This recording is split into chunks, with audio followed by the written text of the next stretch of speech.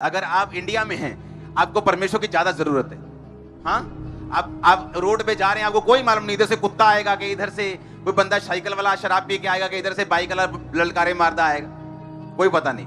आप प्रभु को याद करते जाते हैं, प्रभु मेरा रास्ता साफ करना, एंजल्स को भेजना, सुरक्षा। यूरोप में ऐसा नहीं होता, वहां जाते हैं जू, उन्हें पता कोई नहीं आने वाला, सब कुछ सेट है।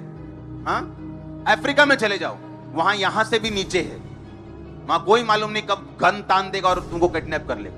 वहां कोई मालूम नहीं क्या होगा तुम्हारी लाइफ में, शाम को तुम घर वापस आओगे कि नहीं। और वहां इसलिए ज्यादा प्रभु को मानते हैं क्योंकि उनको ज्यादा जरूरत है परमेश्वर की। वो हर चीज के लिए प्रभु पे डिपेंडेंट है। रोड पे जा रहे हैं तो प्रभु पे निर्भर है, कुछ खाने के लिए प्रभु पे निर्भर है। सब कुछ उगा नहीं सकते वो अफ्रीका में, चाहे वो बड़ा अच्छा लैंड है, वहां पे उपजाऊ है, लेकिन मौसम ऐसा है कि हर देश हर चीज नहीं उगा सकता इंडिया की तरह। लेकिन वो निर्भर परमेश्वर पे हैं, इसलिए वो ज्यादा स्पिरिचुअल बन जाते हैं क्योंकि उनकी निर्भरता जो है वो परमेश्वर के ऊपर है।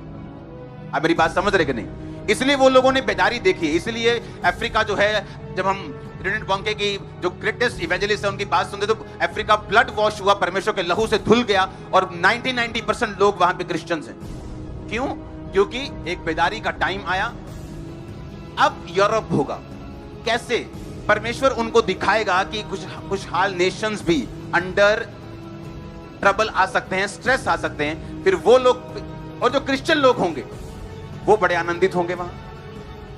क्यों? क्योंकि परमेश्वर उनका देखो कैसे इंतजाम करेगा, उन्हें ट्रबल नहीं, उन्हें मुश्किल नहीं होगी। लेकिन जो अभी कोविड में क्या हुआ, लोगों को इतना स्ट्रेस था, सुसाइड कर ली स्ट्रेस में। जब लोग कोविड के नाम से ही पेंट गिली कर देते थे, हम बाहर खड़े थे पुलिस, पंजाब पुलिस के साथ, लोगों को बांट। मैं पहले 2 हफ्तों की बात कर रहा हूं, 4 हफ्तों की, जब कोविड के नाम से लोगों के पसीने छूट रहे थे।